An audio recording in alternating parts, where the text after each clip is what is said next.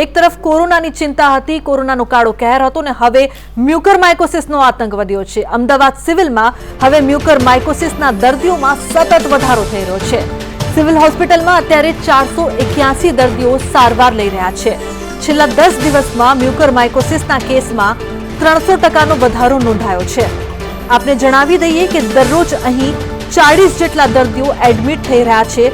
આ રોજના કેસીસ છે, રોજ 40 જેટલા દર્દીઓ એડમિટ થવા તે ખૂબ જ મોટો આંક કહી શકાય મ્યુકરમાઇકોસિસ માટે, જેના કારણે 7 ઓપરેશન થિયેટર ખોલવાની પણ નોબત આવી છે અને દરરોજ 30 જેટલા ઓપરેશન કરવામાં આવી રહ્યા છે।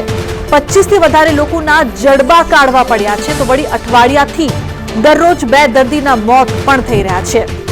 તો જેવી રીતે મ્યુકરમાઇકોસિસનો સતત આતંક વધી રહ્યો છે, ત્યારે હવે ચિંતાનો વિષય કોરોના બાદ મ્યુકરમાઇકોસિસ પણ જોવા મળી રહ્યો છે, જેને કારણે ન કે ફક્ત કેસીસ વધી રહ્યા છે, પરંતુ એક મહત્વની વાત એ છે કે લોકોના મૃત્યુ પણ થઈ રહ્યા છે, મૃત્યુ આંક પણ વધી રહ્યા છે, ઓપરેશન્સ કરવા પડી રહ્યા છે। 10 દિવસના આંકડા છે અને મ્યુકરમાઇકોસિસના કેસમાં ફક્ત આ 10 દિવસની અંદર જે મોટો વધારો નોંધાયો છે, રોજના 40 દર્દી વધતા હવે 7 જેટલા ઓપરેશન થિયેટર ખોલવા પડ્યા છે।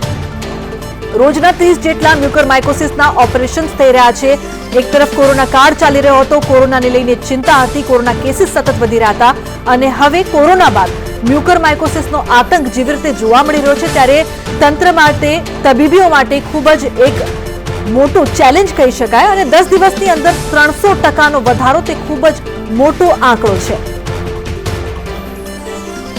તો સિવિલ હોસ્પિટલમાં અત્યારે 481 દર્દીઓ દાખલ છે।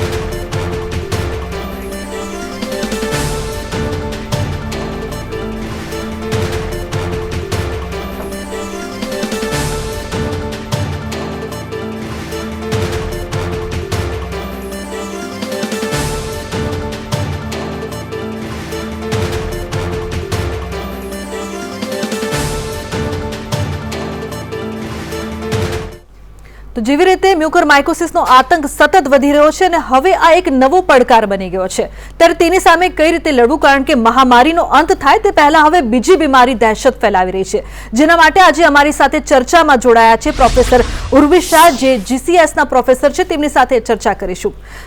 સ્વાગત છે આપનું। અને જેવી રીતે અત્યારે ખૂબ જ ચિંતાનો વિષય બની ગયો છે આપણા માટે મ્યુકરમાઇકોસિસ કોરોના બાદ, અને સૌથી મહત્વની વાત એ કે અમદાવાદ અને સુરતમાં સતત વધારો થઈ રહ્યો છે, સૌથી પહેલા તે અંગે જાણકારી।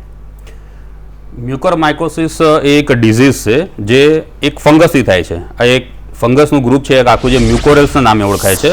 સૌથી પહેલાં હું થોડીક એને એ માહિતી આપીશ કે ઘણા બધાને બ્લેક ફંગસ તરીકે ઓળખે છે। એકચ્યુઅલી એ ફંગસ બ્લેક નથી, બ્લેક ફંગસ બીજી ઘણી બધી છે, જેને ડિમેટેશિયસ ફંગાઈ કહેવાય। આ બ્લેક ફંગસ નથી, પરંતુ એનાથી જે ડિઝીઝ થાય છે એમાં બ્લેકનિંગ થાય છે, એટલે કદાચ એને બ્લેક ફંગસ તરીકે ઓળખાય છે। આ જે ફંગસ છે એ મ્યુકોરેલ્સ છે, એના ઘણા બધા મેમ્બર્સ છે, એમાં મ્યુકર સ્પેસીસ પણ આવે, પરંતુ અત્યારના સમયમાં જે મેક્સિમમ કેસીસ જોવા મળી રહ્યા છે એ રાઇઝોપસ નામની ફંગસથી થતા જોવા મળી રહ્યા છે। એટલે મ્યુકર છે, રાઇઝોપસ છે, રાઇઝોમ્યુકર, એપ્સિડિયા, આ અલગ અલગ ટાઈપની ફંગસ છે જે એક ટિપિકલ ડિઝીઝ કરે છે અને જેને આપણે મ્યુકરમાઇકોસિસના નામથી ઓળખીએ છીએ। અને અત્યારે પણ આપણે જોઈ રહ્યા છીએ કે એના ઘણા બધા કેસીસ નોંધાઈ રહ્યા છે અને ખાસ એની સિગ્નિફિકન્સ એટલા માટે છે કે આની અંદર એની મોર્ટાલિટી ઘણી બધી વધારે છે। એપ્રોક્સિમેટલી મોર દેન 50% કેસીસમાં આપણે જીવ બચાવી શકતા નથી, એટલા જ માટે એને ગંભીરતાને ધ્યાનમાં રાખીને અત્યારે મ્યુકરમાઇકોસિસનું ઘણું બધું સિગ્નિફિકન્સ અપાઈ રહ્યું છે। બિલકુલ ઉર્વિજી, લોકોના મનમાં એક સવાલ એ પણ છે કે અત્યાર સુધી આ રોગ એટલું બધું નહોતું જોવા મળતું, 1.5-2 વર્ષથી આપણે કોરોનાથી લડી રહ્યા છીએ, એ વાત બિલકુલ સાચી, અને હવે અચાનક જેવી રીતે મ્યુકરમાઇકોસિસનો જે લોકોને લાગે છે ઉદ્ભવ થયો છે, પરંતુ આ રોગ જૂનો છે તે પણ મેડિકલ દ્વારા કહેવામાં આવ્યું છે। અચાનક કેમ આ રોગમાં આટલો બધો વધારો, અને જે કોરોના દર્દીઓ છે તેમને જ આ રોગ વધારે થઈ રહ્યો છે, ખાસ કરીને જે લોકો ડાયાબિટીક હોય? હા, એકચ્યુઅલી આ મ્યુકર નામની ફંગસ તો અમે લગભગ 21-22 વર્ષ પહેલાં ભણતા હતા ત્યારે એના વિશે ઘણા બધા અમે કેસીસ જોયેલા, અને એ પહેલાં પણ એના ઘણા બધા કેસીસ થતા હતા મ્યુકરના, પરંતુ એ જ લોકોમાં થતા હતા કે જેની ઇમ્યુનિટી ઘણી ઘટી ગઈ હોય। ઇમ્યુનિટી એટલે કે બોડીનો રેઝિસ્ટન્સ પાવર છે, જેવી રીતે કે કેન્સર છે, લ્યુકેમિયા છે, અથવા તો and stage disease of the diabetes છે, આ બધા કન્ડિશન્સની અંદર એમાં મ્યુકરમાઇકોસિસના કેસીસ જોવા મળતા હતા, પરંતુ એનું પ્રમાણ ખૂબ જ હતું, ઓછું હતું, કે જે આપણે કહી શકાય કે મહિનામાં કદાચ 1-2 કેસીસ જ જોવા મળતા હતા। હવે આ બધા જે પ્રીડિસ્પોઝિંગ કન્ડિશન છે કે જે રિસ્ક ફેક્ટર છે કે જેની અંદર મ્યુકર કેસીસ જોવા મળતા હતા એ રિસ્ક ફેક્ટર ધરાવતી જે કોમ્યુનિટી છે અથવા તો જે પેશન્ટ છે એ ખૂબ જ વધી ગયા છે અને એને જ કારણે મ્યુકર માઇકોસિસનું અત્યારે રેટ વધારે થઈ ગયો છે. એવું નથી કે અત્યારે ખાલી આ સેકન્ડ વેવ પછી જ આના આપણે કેસીસ જોયા, ફર્સ્ટ વેવ પછી પણ મ્યુકર માઇકોસિસના ઘણા બધા કેસીસ જોયા હતા. નોર્મલી તમે કોઈ પણ ડિઝીઝની જ્યારે ડિસ્કસ કરતા હો એમાં 3 ફેક્ટર્સ ડિસ્કસ કરવામાં આવે. એક હોસ્ટ ફેક્ટર, બીજું છે માઇક્રોબિયલ ફેક્ટર અને ત્રીજું છે એન્વાયરમેન્ટલ ફેક્ટર. માઇક્રોબિયલ ફેક્ટર મેં તમને ઓલરેડી વાત કરી કે અલગ અલગ મેમ્બર્સ છે જેમાંથી રાઇઝોપસથી જે પ્રિડોમિનન્ટ છે અત્યારે, જો એ એન્ટર થાય તો એની અંદર ઇન્વેસિવ ડિઝીઝ થવાના ચાન્સીસ વધારે હોય છે. બીજું છે હોસ્ટ ફેક્ટર. જે હોસ્ટ પ્રીડિસ્પોઝિંગ ફેક્ટર છે એ કોવિડ-19ના પેશન્ટ્સમાં ઘણા બધા જોવા મળે છે. આ હોસ્ટ પ્રીડિસ્પોઝિંગ ફેક્ટરની અંદર આવી શકે કે કોવિડ-19 ઇન્ફેક્શન ઇટસેલ્ફ જે એની બોડીની ઇમ્યુનિટી ટોટલી ડિસ્ટર્બ કરી નાખે છે, એટલે અનનેસેસરી એક્ઝાગરેટેડ ઇમ્યુન રિસ્પોન્સ પણ આવે છે, પણ જ્યાં પ્રોટેક્ટિવ જોઈતું હોય એટલું પ્રોટેક્શન મળતું નથી. એક વસ્તુ એ. બીજું, એના એક્ઝાગરેટેડ ઇમ્યુન રિસ્પોન્સને કંટ્રોલ કરવા માટે આપણે સ્ટીરોઇડ થેરાપી આપીએ છીએ. સ્ટીરોઇડ થેરાપી પણ એ એટલી જ એસેન્શિયલ છે, પરંતુ સ્ટીરોઇડ થેરાપીની સાઇડ ઇફેક્ટ તરીકે આ મ્યુકર માઇકોસિસ થઈ શકે, કારણ કે સ્ટીરોઇડથી અલ્ટિમેટલી આપણે ઇમ્યુનિટી ડાઉન કરીએ છીએ. ત્રીજું છે, જ્યારે સ્ટીરોઇડ આપતા હોઈએ ત્યારે અને એમે આપણી કોમ્યુનિટીમાં ડાયાબિટીસનું પ્રમાણ વધારે છે. સ્ટીરોઇડથી ફરી પાછું ડાયાબિટીકના પેશન્ટ્સમાં સુગર ફ્લક્ચ્યુએશન વધારે થાય, એટલે જ્યારે સુગરનું લેવલ વધારે હોય ત્યારે પણ મ્યુકર માઇકોસિસ થવાના ચાન્સીસ ખૂબ વધી રહ્યા છે. અધર જે હોસ્ટ ફેક્ટર કહી શકાય એમાં બ્લડની અંદર આયનની માત્રા વધારે હોય તો પણ ફંગસ સાથે ગ્રો થઈ શકે છે. અમુક ટ્રીટમેન્ટ આપી હોય જેવી રીતે કે આપણે નેઝલ કેન્યુલેશન કરવામાં આવે એનાથી પણ ડેમેજ થઈ શકે. હાઈ ફ્લો ઓક્સિજન છે, ડ્રાયનેસ ઓફ ઓક્સિજન છે, અથવા તો પછી જે હ્યુમિડિફાયરની અંદર જે પાણી રાખ્યું, જો કદાચ એની હાઇજીન મેન્ટેન ના થઈ હોય તો સાથે અમુક દવાઓ છે કે જેવી રીતે કે એન્ટીબાયોટિક એવી છે કે જે મ્યુકરને પ્રમોટ કરે છે. કેવી રીતે પ્રમોટ કરે છે હું તમને સમજાવવા માંગીશ. આપણા નાકના અને ગળામાં ભાગમાં બેક્ટેરિયાનું એક આવરણ હોય છે, જે નોર્મલી બેક્ટેરિયા એ આપણા ગળા અને નાકના ભાગમાં નોર્મલી પ્રેઝન્ટ જ હોય છે. જ્યારે એ દર્દીને એન્ટીબાયોટિક આપવામાં આવે, અનનેસેસરી એન્ટીબાયોટિક આપવામાં આવે તો આપણે એ બેક્ટેરિયાનું આવરણ તૂટી જાય છે અને જેથી મ્યુકર નામની જે ફંગસ છે હવામાં છે એ આરામથી એન્ટર થઈ અને ત્યાં કોલોનાઇઝ થઈ શકે, પછી ઇન્વેટ કરી શકે છે. આ ઉપરાંત અમુક દવાઓ જેવા કે ડીકન્જેસ્ટન્ટ છે જેનાથી પણ ડ્રાયનેસ ઓફ નોઝ અને સાઇનસ થાય. આ બધા હોસ્ટના ફેક્ટર છે. ત્રીજું છે એન્વાયરમેન્ટલ ફેક્ટર. એન્વાયરમેન્ટલ ફેક્ટર એટલે કે સરાઉન્ડિંગ એન્વાયરમેન્ટમાં આપણે જાણીએ છીએ અને પહેલા પણ ડિસ્કસ કર્યું મ્યુકર છે જ ઘણી બધી માત્રામાં, એમાંથી જો અનહાઇજેનિકલી જો એન્વાયરમેન્ટ રાખવામાં આવે અનેક પરિબળો રહેલા છે અને તે જાણવા ખૂબ જ જરૂરી છે. તો જેવી રીતે મ્યુકર માઇકોસિસનો સતત આતંક વધી રહ્યો છે ત્યારે સિવિલ હોસ્પિટલના સુપ્રિન્ટેન્ડન્ટે આ રોગને લઈને શું કહ્યું છે તે સાંભળીએ. કોરોના બાદ મ્યુકોમાઇકોસિસના જે દર્દીઓ છે તે વધી રહ્યા છે. સિવિલ હોસ્પિટલમાં એક બાદ 6 જેટલા વોર્ડ છે તે ખોલવામાં આવ્યા છે. સુપ્રિન્ટેન્ડન્ટ છે સિવિલ હોસ્પિટલના, તેમની સાથે વાત કરીએ. સિવિલ હોસ્પિટલમાં 371 દર્દીઓ અમારા ત્યાં મ્યુકોમાઇકોસિસના દાખલ છે, જેમાંથી 126 જેટલા દર્દીઓની સર્જરી થઈ ચૂકી છે ઓલરેડી, અને એ બધાને જે આમાં ઇન્જેક્શન હોય છે બધા ચાલે જ છે અને જે જરૂરી છે એ પ્રમાણે અમે જે ડિમાન્ડ કરીએ છીએ સરકારમાં એ પ્રમાણે અમને મળે છે. બેઝિકલી મ્યુકોમાઇકોસિસમાં જે મેનેજમેન્ટ હોય છે સર્જિકલ અને મેડિકલ મેનેજમેન્ટ બંને હોય છે, અને મેડિકલ મેનેજમેન્ટમાં પણ એવું જરૂરી નથી કે દરેક પેશન્ટને ઇન્જેક્ટેબલ આપવાની જરૂર હોય છે. ઇન્જેક્ટેબલ 4-5 દિવસ આપ્યા પછી ઓરલ એન્ટીફંગલ પણ આવતું હોય છે અને એના ઉપર પણ મૂકતા હોય છે. એ અમારો મેડિસિન ડિપાર્ટમેન્ટ અને ENT ડિપાર્ટમેન્ટના જે એક્સપર્ટ હોય છે એ ડિસાઇડ કરતા હોય છે. ઘણા કેસમાં એવું હોય છે કે મ્યુકોમાઇકોસિસ હોતું નથી પણ દર્દીઓ ગભરાઈ ગયેલા હોય છે અને એમને એવું હોય છે કે આંખમાં દુખે કે નાકમાં દુખે કે કંઈ બ્લીડિંગ થયું હોય, નસકોરી ફૂટી હોય તો દે ફીલ કે એમને મ્યુકોમાઇકોસિસ હશે, કારણ કે કોવિડમાંથી હમણાં રિકવર થયા હોય અને થોડા ડરેલા હોય છે. એટલે એવા પણ ઘણા પેશન્ટ હોય છે જે આવે છે પણ એમનો પછી જે આમાં જે રિપોર્ટ કરવામાં આવતો હોય છે KOH એ નેગેટિવ હોય એટલે પછી એમને રજા આપીએ છીએ. એટલે મોટાભાગના દર્દીઓ મ્યુકોમાઇકોસિસના છે અને એમાંથી જે ઓપરેશન થઈ ગયા છે બધાને પૂરતી માત્રામાં દવાઓ ચાલે છે. એક સર્જરી લગભગ 2 થી 3 કલાક જેટલી ચાલતી હોય છે. સર્જરી ઘણી લાંબો સમય પણ ચાલતી હોય છે અને એ આપણો જે 3rd ફ્લોર છે, 3rd ફ્લોર આખો મ્યુકોમાઇકોસિસમાં કન્વર્ટ કરેલો છે અને 3rd ફ્લોર ઉપર જ જે OT કોમ્પ્લેક્સ છે એને આખું મ્યુકોમાઇકોસિસ OT તરીકે કાર્યરત કર્યું છે અને રાઉન્ડ ધ ક્લોક આ બધી સર્જરીઓ ચાલે છે. કેટલા દર્દીઓ એવા હોય છે દરરોજના કે જેમને જડબું કે આંખ કાઢવી પડે તેમની ગંભીરતાને લઈને, અને કેટલા મૃત્યુ થાય છે દરરોજના, કારણ કે ગંભીર લક્ષણોવાળા દર્દીઓ આવતા હોય છે? મ્યુકોમાઇકોસિસ એ બેઝિકલી એક કોમ્પ્લિકેશન છે. એ કોમ્યુનિકેબલ ડિઝીઝ નથી. એ કોમ્પ્લિકેશન જે લોકો ઇમ્યુનો કોમ્પ્રોમાઇઝ હોય છે, જેમનું લાંબો સમય આઈસીયુમાં સારવાર રહી હોય છે, લાંબો સમય સ્ટીરોઇડ ચાલ્યું હોય છે, અને કોરોના એક ડેડલી ડિઝીઝ છે જેમાંથી બચવા માટે લાઈફ સેવિંગ ડ્રગો આપવામાં આવે છે. એ ડ્રગના કારણે ઘણી વખતે આવું થતું હોય છે અને બધાને નથી થતું. એટલે એનું આ કોમ્પ્લિકેશન છે અને એના લીધે અહીંયા પેશન્ટો દાખલ થતા હોય છે. એમાં ઘણા ઇમ્યુનો કોમ્પ્રોમાઇઝ પેશન્ટો હોય છે અને ઉંમરલાયક હોય છે, કોમોર્બિડ કન્ડિશન હોય છે. એમને સાઇનસમાંથી આગળ વધીને ફૂગ આંખના બેઝ ઉપર પણ થતું હોય છે, આંખના ગોળામાં લાગતું હોય છે અને બ્રેનમાં પણ જતું હોય છે. પણ એ ખૂબ ઓછી માત્રામાં હોય છે. જે લોકોને એક્સટેન્સિવ ડિઝીઝ હોય છે એમને આ ઇન્વોલ્વમેન્ટ હોય છે. અને એ અમારા ત્યાં જે ડેન્ટલ મેડિકલ કોલેજ છે ત્યાં એક ડિપાર્ટમેન્ટ છે, ત્યાં આ જડબું ને એ જે ફંગસ જે અફેક્ટ થતું હોય છે એમાં એ એક્સિઝન કરવામાં આવતું હોય છે અને અમારા ત્યાંનો પ્લાસ્ટિક સર્જરી ડિપાર્ટમેન્ટ હોય છે. દરરોજના કેટલા એક્સક્લુઝિવલી મ્યુકોરમાઇકોસિસના કારણે મોત થાય એવું નથી હોતું. મેં જેમ કીધું એમ કે આ એક કોમ્પ્લિકેશન છે રોગનું અને એક ઓપોર્ચ્યુનિસ્ટિક ઇન્ફેક્શન છે. એ જ્યારે પેશન્ટ સિવિયરલી ઇમ્યુનો કોમ્પ્રોમાઇઝ હોય છે એમાં થતું હોય છે. એટલે એક્સક્લુઝિવ મ્યુકોરમાઇકોસિસના કારણે ડેથ નથી, પણ જે મલ્ટી ડિઝીઝ ઇન્વોલ્વમેન્ટ હોય છે એના કારણે ઓન એન એવરેજ રોજના એક મોત થાય છે છેલ્લા અઠવાડિયાથી. ઓપરેશન થિયેટરો છે તે ખોલવામાં પડ્યા છે કારણ કે જે દર્દીઓ છે તેની સંખ્યા ધીમે ધીમે સિવિલ હોસ્પિટલમાં વધી રહી છે. કેમેરામેન ઉપેન્દ્ર ત્રિવેદી સાથે મૌલિક ઉપાધ્યાય, સંદેશ ન્યૂઝ, અમદાવાદ.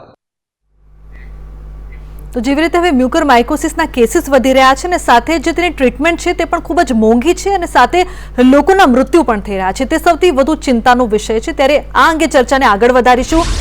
ડૉક્ટર ઉર્વિશજી, આપને એ પૂછવા માંગીશ કે સૌથી ખતરનાક વસ્તુ જે લોકો ડરી રહ્યા છે, લોકોની આંખો જતી રહે છે, આંખના જડબાના ઓપરેશન કરવામાં આવે છે, તેવા પણ કેસ સામે આવ્યા કે હાથ સડી જતા હોય, મોટી સંખ્યામાં સર્જરી થઈ રહી છે અને કેટલાક લોકોનો જીવ તેમ છતાં પણ નથી બચી રહ્યો.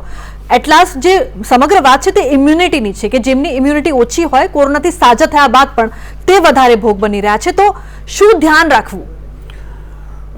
સૌ પ્રથમ તો આપણે જ્યારે થોડા ડૉક્ટર પોઈન્ટ ઓફ વ્યૂ જો આપણે વાત કરીએ તો જ્યારે પેશન્ટને સ્ટીરોઇડ ચાલતી હોય ત્યારે એનું સુગર કંટ્રોલમાં રહે એ ખૂબ જ જરૂરી છે.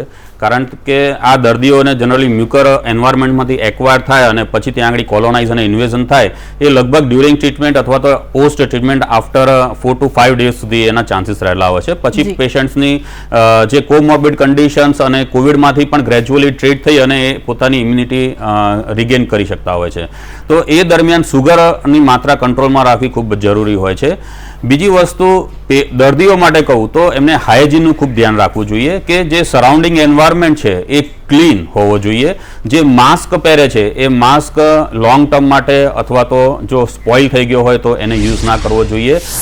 ફ્રેશ નવો માસ્ક જ પહેરવો જોઈએ અથવા તો જો કપડાનો માસ્ક પહેરતા હોય તો એને વોશ કરી અને પ્રોપરલી સોપથી વોશ કરી અને પછી જ રીયુઝ થવું જોઈએ. દર્દીને સરાઉન્ડિંગ જે એન્વાયરમેન્ટ છે એ પણ ક્લીન રહેવું જોઈએ. કારણ કે તમે જોઈ શકો ઘણી વખત તો મ્યુકર આપણા ઘરમાં જ હોય છે. સ્વચ્છતા પણ ખૂબ જ જરૂરી છે. એટલે સ્વચ્છતા પણ એટલી જ જરૂરી છે. અને ત્રીજી વસ્તુ છે એ જાગૃતતા.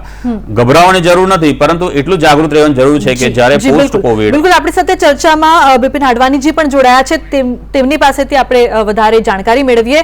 બિપિનજી, સ્વાગત છે આપનું. જેવી રીતે અત્યારે મ્યુકોરમાઇકોસિસ એટલો વધી ગયો છે કે રાજસ્થાનમાં તો તેને બ્લેક ફંગસને મહામારી ઘોષિત કરવામાં આવી છે. સાથે જ અમદાવાદમાં પણ સતત કેસીસ વધી રહ્યા છે. શું કરવું? કારણ કે હવે જે મેડિકલ છે, તંત્ર છે, કોરોના બાદ મ્યુકોરમાઇકોસિસ એવે માથાનો દુખાવો બન્યો છે, ચિંતાનો વિષય બન્યો છે. હા, જેમ અમારા ડૉક્ટર મિત્રે કીધું કે જે પણ પેશન્ટને કોવિડ થયું હોય અને એમાં ડાયાબિટીસ હોય છે, આવા પેશન્ટમાં મ્યુકોરમાઇકોસિસ થાય છે. તો તમારે સૌથી પહેલાં ધ્યાન શું રાખવાનું? મ્યુકોરમાઇકોસિસના લક્ષણ શું છે કે નાકમાંથી પડવું આવવું, વાસ મારવી, દાંતમાંથી અચાનકથી રસી આવી, અચાનકથી મજબૂત દાંત હલવા માંડે, એવા બધા પેશન્ટને જેમ લક્ષણ થાય તરત જ તમારે ડૉક્ટર પાસે, દાંતના ડૉક્ટર પાસે, ENT પાસે સારવાર લેવાની છે. આ બીમારી તમારે જેટલા જલ્દી પકડાય એટલું એની સારવાર સક્સેસફુલ છે. બીજી વસ્તુ sugar control is very important in this disease. તો ડરવાની કંઈ જરૂર નથી, તમારે હાઇજેનિક રહેવાનું. પોસ્ટ કોવિડ જે પણ પેશન્ટ છે એને શુગર કંટ્રોલ રાખવાની. પોસ્ટ કોવિડ જે પણ પેશન્ટને આવા જે લક્ષણ કીધા, નાકમાંથી રસી આવવાની, નાકમાંથી વાસ આવે, અચાનકથી દાંત હલવા માંડે, પડવું આવે કે તારવામાંથી ચમડી છોલાઈ જાય એવા કંઈ પણ લક્ષણ દેખાય તો તરત જ ડૉક્ટરની સારવાર લેવાની, જેથી વધારે કન્ડિશન આપણે અટકાવી શકીએ, ખરાબ ના થઈ શકે કન્ડિશન. બિલકુલ બિલકુલ. તો જેવી રીતે ડરવાની જરૂર નથી, પરંતુ સાવધાની રાખવાની ખૂબ જ જરૂર છે, ખાસ કરીને જે કોવિડ પેશન્ટ છે તેમને અને જેમને શુગર હોય છે તેવા લોકોને સૌથી વધારે ધ્યાન રાખવાની જરૂર. તો જેવી રીતે ચર્ચા આપણે કરી રહ્યા છે મ્યુકરમાઇકોસિસને લઈને, અને હવે સમગ્ર રાજ્યમાં સમગ્ર દેશમાં જેવી રીતે મ્યુકરમાઇકોસિસના કેસીસ સતત વધી રહ્યા છે, ત્યારે હવે જરૂર છે તેને મહામારી જાહેર કર્યા બાદ કઈ રીતે તેના પર કાબુ મેળવવામાં આવે, કારણ કે રાજસ્થાનમાં તેને મહામારી જાહેર કરવામાં આવ્યું છે. ત્યારે અમારી સાથે ચર્ચામાં જોડાયા છે ઉર્વેશજી અને બિપિનજી. તેમની સાથે ચર્ચા આગળ વધારીએ. ઉર્વેશજી, તમને પૂછવા માંગીશ, એક માન્યતા અત્યારે લોકોમાં એ પણ જોવા મળી રહી છે કે એ ફંગસથી થાય છે, ફૂગથી થાય છે. એટલે ઘણા લોકો કહે છે કે જે શાકભાજી સડી ગઈ હોય, ફળ સડી ગયા હોય, તેને નાકથી દૂર રાખવું, કારણ કે નાકના માધ્યમથી આ ફંગસ જાય છે, શરીરમાં પ્રવેશે છે, મગજ સુધી જતા રહે છે. આ માન્યતા કેટલી સાચી? આ શાકભાજી અથવા તો ફળ જે સડી જાય છે એની અંદર, અથવા તો જ્યાં આગળ બ્રીડિંગ સ્પેસ હોય વોલની અંદર, કે ત્યાં આગળ પણ આ ફંગસ ગ્રો થતી હોય છે. એટલે એ વાત તો સાચી જ છે, પરંતુ આપણે જે પહેલાં એની જોડે બિહેવ કરતા હતા, જે રીતે એનો આપણે નિકાલ કરતા હતા, જે રીતે ડીલ કરતા હતા, એ જ પ્રમાણે કરવાની જરૂર છે. ખાલી ધ્યાન કોને રાખવાનું કે જે કોવિડમાંથી ટ્રીટ થયા હોય, જે ડાયાબિટીક હોય, સ્ટીરોઇડ થેરાપી અને ઇન્ટેન્સિવ થેરાપી લીધા હોય, અથવા તો ઘરમાં બીજું કોઈ પણ રીતે ઇમ્યુનો કોમ્પ્રોમાઇઝ પર્સન હોય, તો એણે એ બધાથી દૂર રહેવાની જરૂર છે. કારણ કે આ ફૂગ છે, આ ખાલી મ્યુકરની, એની અંદર એસ્પરજિલસ નામની પણ ફંગસ હોય છે, અને એ પણ ઇમ્યુનો કોમ્પ્રોમાઇઝ પર્સનમાં ઇન્ફેક્શન કરી શકે. ભલે એની સિવિયરિટી બહુ નથી હોતી, એસ્પરજિલસની સિવિયરિટી મ્યુકર કરતાં ઓછી હોય છે, પરંતુ એ પણ મોર્ટાઇલ કન્ડિશન કરી શકે. એટલા માટે એ ફૂગથી દૂર રહેવાની જે જરૂર છે, એ બને ત્યાં સુધી એનો વહેલી તકે નાશ કરવો. અને ખાસ કરીને આ જે દર્દીઓ છે જે ઇમ્યુનો કોમ્પ્રોમાઇઝ છે, એ લોકોએ તો આ બધાથી દૂર રહેવું જ જોઈએ. બિલકુલ. વિપિનજી, આપને પૂછવા માંગીશ કે એક તો આ ખૂબ જ મોંઘી ટ્રીટમેન્ટ થાય છે જ્યારે કોઈને મ્યુકરમાઇકોસિસ થઈ જાય છે. ઇન્જેક્શન્સ છે, ટ્રીટમેન્ટ છે, જે સર્જરી કરવામાં આવે છે, ખૂબ જ મોંઘી છે. સાથે જ એક મહત્વની વાત એ પણ કે આ ઇન્જેક્શનની પણ અત્યારે અછત જોવા મળી રહી છે. કેવી રીતે તેની સામે લડવું? રાજ્ય માટે પણ ઘણા બધા ચેલેન્જીસ, તંત્ર માટે પણ પડકારો.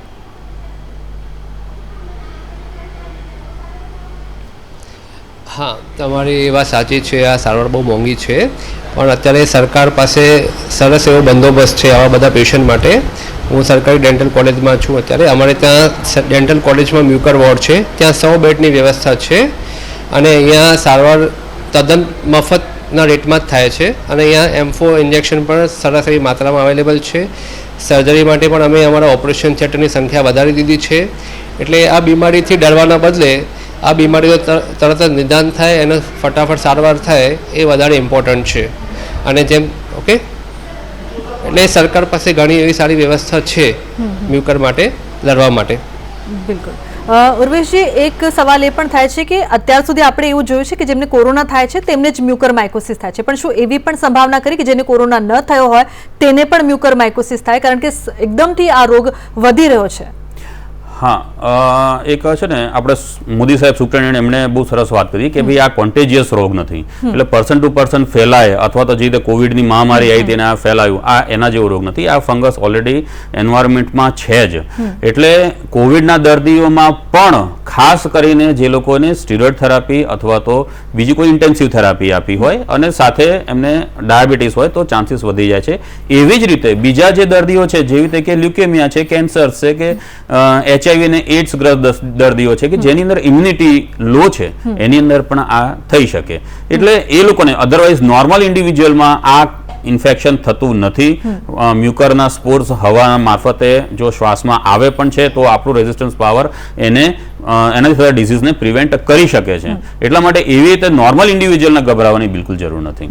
અથવા તો જે લોકોએ ઓર્ગન ટ્રાન્સપ્લાન્ટ કર્યા હોય તેમને પણ સૌથી વધારે જોખમ રહે છે. ડેફિનેટલી ઓર્ગન ટ્રાન્સપ્લાન્ટ કર્યો હોય એટલે સ્વાભાવિક છે કે એને પણ અમુક ઇમ્યુનોસપ્રેસિવ થેરાપી આપી હોય, અમુક કિમોથેરાપ્યુટિક એજન્ટ્સ કેન્સરના પેશન્ટ્સને આપ્યા હોય, એટલે આવી દવાઓ લીધી હોય તો પણ એની અંદર એ લોકોને ચાન્સીસ વધી જાય છે. બિલકુલ. વિપિનજી, આપને પૂછવા માંગીશ, કોરોના હોય કે હવે મ્યુકરમાઇકોસિસ જે નવો રોગ અચાનક આવી ગયો છે, બધાની વાત છેલ્લે વચ્ચે જે મધ્ય બિંદુ રહે છે તે ઇમ્યુનિટી પર રહે છે કે તમારે ઇમ્યુનિટી બૂસ્ટર કરવી, તેનાથી તમે બચતા રહો, રોગ પ્રતિકારક શક્તિ તમારી વધે. મ્યુકરમાઇકોસિસમાં પણ તે જ મહત્વની વાત છે. તો લોકોને શું ધ્યાન રાખવું, તે ડાયાબિટીક હોય કે પછી કોરોના થઈ ગયો હોય, ઇમ્યુનિટી વધે કુદરતી રીતે અને આ રોગ ન થાય તેના માટે? પહેલાં તો આ બીમારી નવી નથી, આ બીમારી વર્ષોથી છે. અચાનકથી એનું આઉટબ્રેક થયું છે અને આઉટબ્રેક થવાનું કારણ એક છે ઇમ્યુનિટી ઓછી છે. અને આ બીમારી જેમ તમે કીધી કે ડાયાબિટીસ પેશન્ટમાં, લીવર ઓર્ગન ટ્રાન્સપ્લાન્ટ પેશન્ટમાં વધારે થાય છે. હવે આપણે સાવચેતીની વાત રાખીએ કે જે ના થાય એવી રીતે, જેમ સરે ઓલરેડી કીધું કે જે પણ પેશન્ટને કોવિડ થઈ ગયું છે કે જે પણ આવા પેશન્ટ છે જેની ઇમ્યુનિટી કોમ્પ્રોમાઇઝ છે, એ પેશન્ટને ધ્યાન રાખવાનું કે તમારે ખાવા પીવામાં શાકભાજી, આહાર તમારે ફ્રેશ લેવાનું. જે પણ પેશન્ટની ઇમ્યુન કોમ્પ્રોમાઇઝ છે એ બને એને માસ્ક પહેરી રાખવાનું અને વધારે બહાર નહીં નીકળવાનું. જરૂર પડે તો જ બહાર નીકળવાનું, ઘરમાં જ રહેવાનું વધારે. ત્રીજી વસ્તુ, તમારે ઇમ્યુનિટી બૂસ્ટઅપ કરવા માટે ઘણા નેચરલ થેરાપી આવે છે, જેમ કે આપણે વિટામિન સી, ઝીંક, હળદરવાળું દૂધ લેવાનું, ઉકાળો પીવાનું, જેમ આપણે કોરોનામાં કરતા હતા એવી રીતે એની how you can boost up your immunity. બિલકુલ બિલકુલ. ઉર્વેશજી, તમને પૂછવા માંગીશ કે આ રોગ પાછળના જે આપણે કારણની વાત કરી કે જે લાઈફ સેવિંગ મેડિસિન ઇન્જેક્શન્સ આપવામાં આવે છે, સ્ટેરોઇડ આપવામાં આવે છે, ટોસિલિઝુમેબ છે, રેમડેસિવિર છે, એ તમારું રોગ પ્રતિકારક શક્તિ થોડાક સમય માટે મર્યાદિત કરી દે છે અને એવા સમયે જે મ્યુકરમાઇકોસિસના ફંગસ છે તે શરીર પર હુમલો કરતા હોય છે. પરંતુ આ દવાઓ, ઇન્જેક્શન પણ તેટલી જ જરૂરી. તો બીજું શું કરી શકાય મ્યુકરમાઇકોસિસના આતંકને રોકવા માટે મેડિકલ પરિભાષામાં જો વાત કરીએ? તમે કીધું એ પ્રમાણે સ્ટીરોઇડ્સ તો અત્યારે COVID-19ના કેસીસમાં જ્યારે મોડરેટ ટુ સિવિયરમાં ડેવલપ થતા બચાવી રહી છે, એટલા માટે લાઈફ સેવિંગ ડ્રગ છે. એટલે અમુક પેશન્ટ્સમાં સ્ટીરોઇડ ખૂબ કારગર છે, એટલે એનો ઉપયોગ તો આપણે એવોઇડ કરી શકીએ નહીં. પરંતુ ખાસ કરીને જે માઇલ્ડ કેસીસ છે અથવા તો જે હોમ ટ્રીટમેન્ટ લઈ રહ્યા છે એ કેસીસમાં સ્ટીરોઇડ ના આપવી જોઈએ. અત્યારે સ્ટીરોઇડનો જે એક્સેસિવ યુઝ છે, જે પેશન્ટમાં ઇન્ડિકેટેડ ના હોય, જે સ્ટાન્ડર્ડ ગાઈડલાઇન છે એ પ્રમાણે એવા દર્દીઓને ના આપવી જોઈએ. Over the counter steroids available ના હોવા જોઈએ. અમુક સોશિયલ મીડિયાની અંદર પણ તમે જુઓ તો પ્રિસ્ક્રિપ્શન ફરી રહ્યા છે અને એ પ્રમાણે જો દવા મળતી હોય અને દર્દીઓ એ પ્રમાણે ટ્રીટમેન્ટ કરતા હોય તો એ રીતે ઓવર ધ કાઉન્ટર સ્ટીરોઇડ્સ પણ ના યુઝ થવી જોઈએ. બીજું કે સ્ટીરોઇડનું સ્ટાન્ડર્ડ પ્રોટોકોલ છે, એનો જે ડોઝિંગ છે એ પ્રમાણે અને સ્ટાન્ડર્ડ ડ્યુરેશન માટે આપે તો આપણે ઘણી ખરી રીતે અમુક ઇમ્યુનો કોમ્પ્રોમાઇઝ પર્સન ડેવલપ થતા બચાવી શકીશું. હા, મોડરેટ ટુ સિવિયરમાં તમારે આપવાની છે તો એની અંદર આપવાની છે, because it is a life saving drug. બીજી વસ્તુ કે બંને ડૉક્ટર સાહેબે બહુ સરસ રીતે વાત કરી કે તમારે અર્લી ડાયગ્નોસિસમાં મોદી સાહેબે પણ કીધું કે જ્યારે તમે ENT ડૉક્ટરને કે જે મેક્સિલોફેશિયરી સર્જન્સ છે એમને બતાવ જાઓ છો તો એ લોકો સ્કોપી કરીને અથવા તો પ્રોપર એનું સેમ્પલ લે છે અને સેમ્પલ લઈ અને એનું ડાયગ્નોસિસ માટે KOH અને હિસ્ટોપેથો જો લઈ શકાય તો એનાથી જો ડાયગ્નોસ અર્લી થાય તો તાત્કાલિક ટ્રીટમેન્ટ કરો તો એનું આપણે ઇન્વેઝન પણ આપણે રોકી શકીએ. ઉર્વેશજી, હું છેલ્લે સંક્ષિપ્તમાં એ જવાબ જાણવા માંગીશ કે એક તો મૃત્યુ આંક એકદમથી વધી રહ્યા છે, તેની પાછળનું કારણ શું અને હવે તંત્રને શું ધ્યાન રાખવું પડશે મૃત્યુ આંક વધવાને લીધે? મૃત્યુઆંક વધી રહ્યા છે કારણ કે લેટ સ્ટેજમાં ડાયગ્નોસિસ થાય છે. જ્યારે પણ પેશન્ટ્સ આવે ત્યારે ઓલરેડી એને મેક્સિલરી રિજિયનથી ઉપર આઈબોલ્સમાં અને ઘણા ન્યુરોલોજીકલ બ્રેન સુધી પણ પહોંચી જતું હોય છે. એટલે અર્લી ડાયગ્નોસિસ થાય એના માટે થોડીક જાગૃતતા, જે પોસ્ટ કોવિડ પેશન્ટને કોવિડમાંથી ટ્રીટમેન્ટ લીધા પછી જ્યારે ડિસ્ચાર્જ થાય ત્યારે જો એ પ્રમાણે લોકોને ગાઈડન્સ આપવામાં આવે, રેગ્યુલર ચેકઅપ પણ કરવું જોઈએ. હા, રેગ્યુલર ચેકઅપ, એટલે એમને એ રીતે ગાઈડન્સ આપવામાં આવે કે તમારે ઘરે ગયા પછી જો આટલી તકલીફ થાય તાત્કાલિક તમારે ENT સર્જન પાસે પહોંચી જવાનું. પહેલી વસ્તુ તો એ. બીજું, ઉપલબ્ધ દવાનો જથ્થો પ્રોપર હોવો જોઈએ. એક એમ્ફોટેરિસિન B ની સાથે ઇસાકોનેઝોલ અને પોસેકોનેઝોલ, આ બે દવા પણ ઓરલ ટેબ ફોર્મ્યુલેશનમાં અવેલેબલ છે. જો એ પણ ઇનફ પ્રમાણમાં હોય તો પણ આપણે અમુક કેસીસમાં યુઝ કરી શકીએ. પરંતુ ખાસ ધ્યાન રાખવું, આ 3 સિવાય બીજી કોઈ એન્ટીફંગલ કામમાં આવતી નથી અને ઉપરથી એ કદાચ કેસ બગાડી શકે છે. એટલે એમ્ફોટેરિસિન B, ઇસાવુકોનેઝોલ અથવા તો પોસેકોનેઝોલથી તમારે જથ્થો ઉપલબ્ધ કરાવી અને પ્રોપર એની જો સારવાર થાય તો કદાચ આપણે આનો ઘણો ખરો સામનો કરી શકીશું. જી બિલકુલ. બિપિનજી, ઉર્વેશજી, આપ અમારી સાથે ચર્ચામાં જોડાયા તે બદલ આપનો ખૂબ ખૂબ આભાર. તો જેવી રીતે મ્યુકરમાઇકોસિસનો આતંક હવે અચાનકથી વધ્યો છે, પરંતુ જે પોસ્ટ કોવિડ લોકો છે, ડાયાબિટીક લોકો છે, તેમને ધ્યાન રાખવાની ખાસ જરૂર છે અને જો પહેલાથી જ આ રોગ ડાયગ્નોસ થઈ જશે તો પછી તેનાથી બચી પણ જવાશે કારણ કે ટ્રીટમેન્ટ જલ્દી થઈ જશે.